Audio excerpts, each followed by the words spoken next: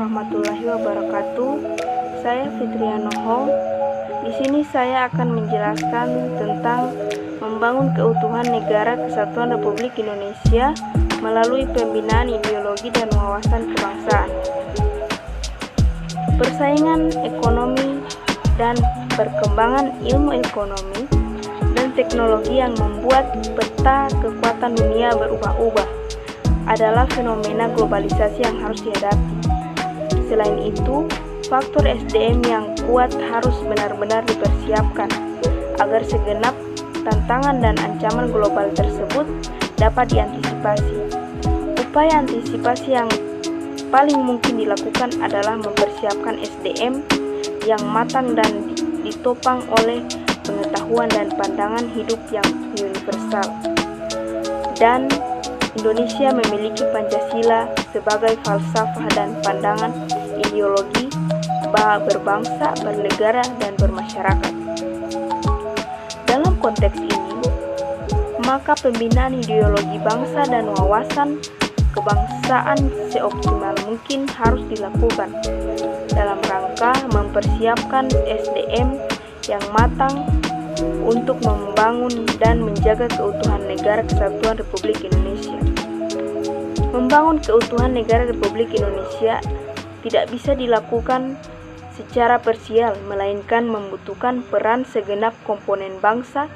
Peran tersebut harus dimulai sejak dini dengan memberikan dasar-dasar dan pandangan hidup universal.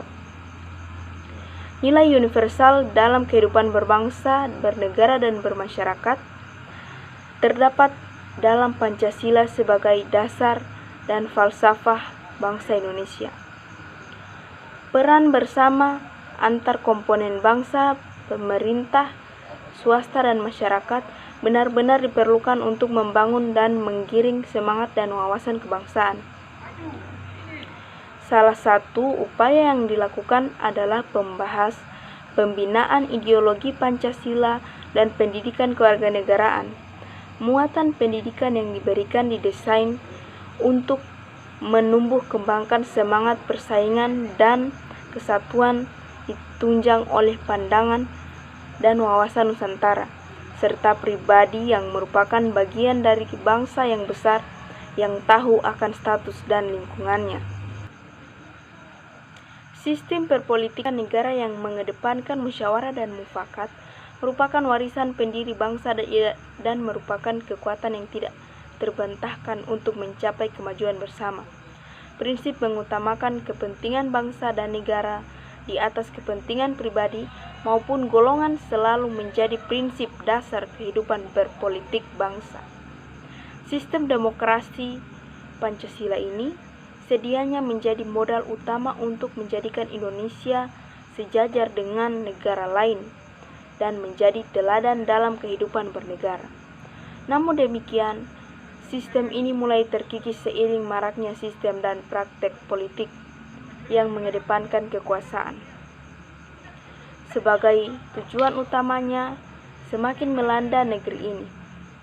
Hal ini tentu harus diantisipasi dan diminimalisasi agar prinsip mengutamakan kepentingan bangsa dan negara di atas kepentingan pribadi maupun golongan dapat diwujudkan. Kekuatan nasional saat ini ditopang oleh sektor primer dan sekunder. Keberadaan sumber kekayaan alam yang demikian besar telah memberikan kekuatan ekonomi berbasis sumber daya alam dan lingkungan.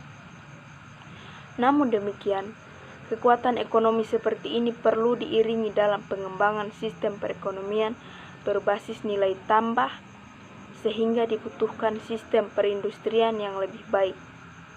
Selain itu, praktek perekonomian biaya tinggi masih kerap berlaku di Indonesia, sehingga dapat menghambat pembangunan nasional. Kekuatan bangsa Indonesia dalam konteks sosial budaya adalah terletak pada kebinekaannya. Bhinneka Tunggal Ika sebagai moto negara telah menjadi dasar pandangan kehidupan berbangsa dan bermasyarakat, bahwa Indonesia adalah sebuah negara kesatuan yang berbentuk republik. Artinya, bahwa warna dan ragam suku merupakan khasanah kehidupan, tetapi jiwa dan semangatnya tetap satu, yaitu berbangsa satu bangsa Indonesia, berbahasa satu bahasa Indonesia, dan bertanah air satu tanah air Indonesia. Namun demikian, ketika kebinekaan tersebut tidak dapat dibina dengan baik, maka bukan tidak mungkin NKRI akan terancam keberadaannya.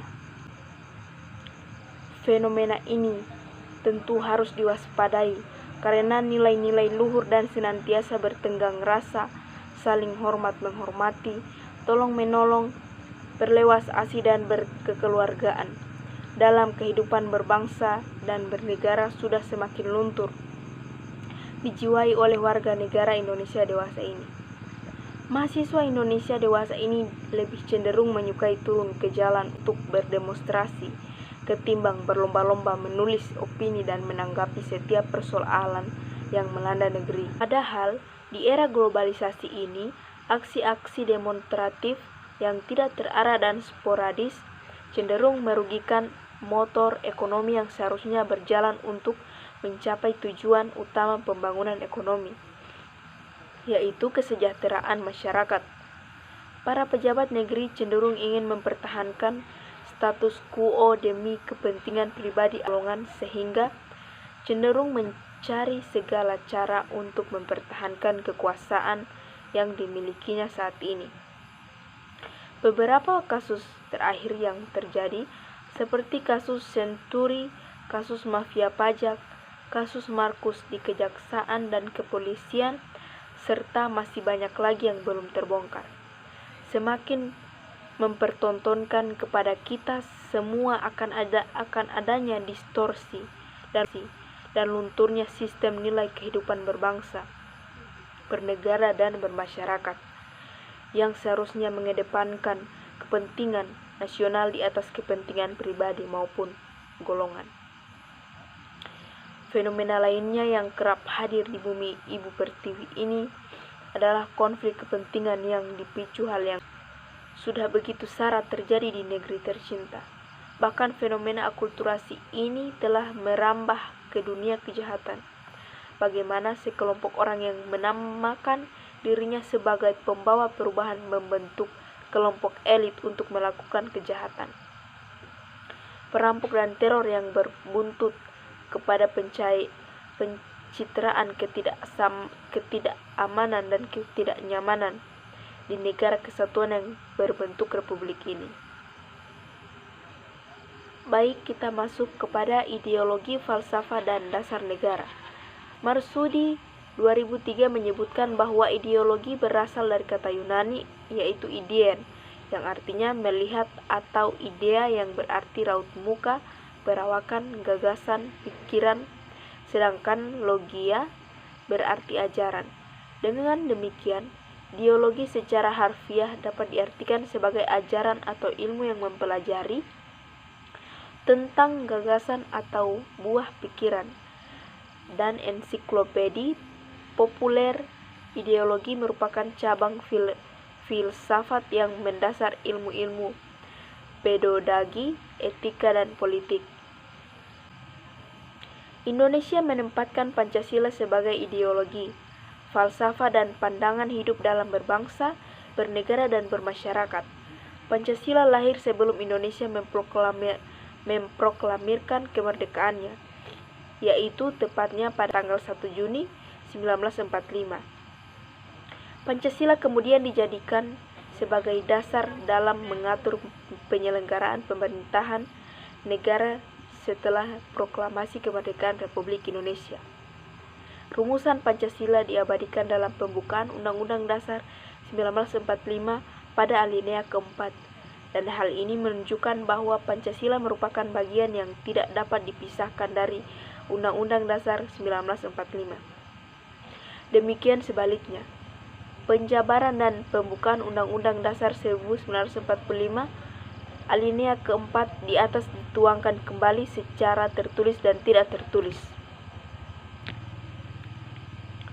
Secara tertulis diwujudkan dalam berbagai aturan-aturan dasar pokok seperti dalam batang tubuh Undang-Undang Dasar 1945, dalam bentuk pasal-pasalnya dan dalam wujud berbagai ketetapan MPR dan undang-undang turunannya, sedangkan secara tidak tertulis terpelihara dalam konvensi atau kebijaksanaan ketatnegaraannya. Pancasila sebagai ideologi digunakan sebagai alat pemersatu bangsa.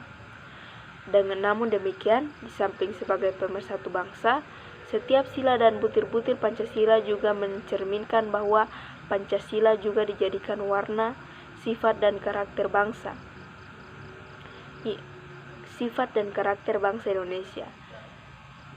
Hal ini ditunjukkan dalam pengertian Pancasila sebagai jiwa bangsa Indonesia, Pancasila sebagai kepribadian bangsa Indonesia, Pancasila sebagai perjanjian luhur bangsa Indonesia ketika mendirikan negara, Pancasila sebagai cita-cita dan tujuan bangsa Indonesia, dan Pancasila sebagai falsafah hidup dan ideologi bangsa Indonesia. Demikian dari saya. Wassalamualaikum warahmatullahi wabarakatuh.